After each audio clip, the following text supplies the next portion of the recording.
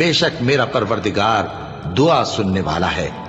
ए परवरदिगार, मुझको ऐसी तौफीक इनायत कर कि नमाज पढ़ता रहूं और मेरी औलाद को भी ये तौफीक बख्श।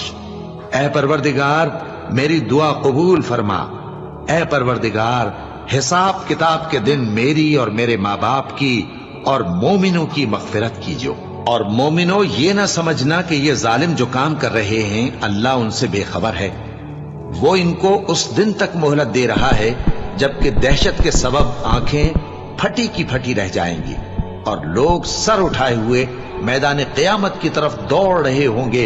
उनकी निगाहें खुद अपनी तरफ लौट न सकेंगी और उनके दिल मारे खौफ के हवा हो रहे होंगे। और लोगों को उस दिन से आगाह कर दो जब उन पर अजाब आ जाएगा। तब जालिम लोग कहेंगे कि ऐ हमारे परवरदिगार, हमें थोड़ी सी मोहलत अता कर ताकि हम तेरी दावत तौहीद कबूल करें।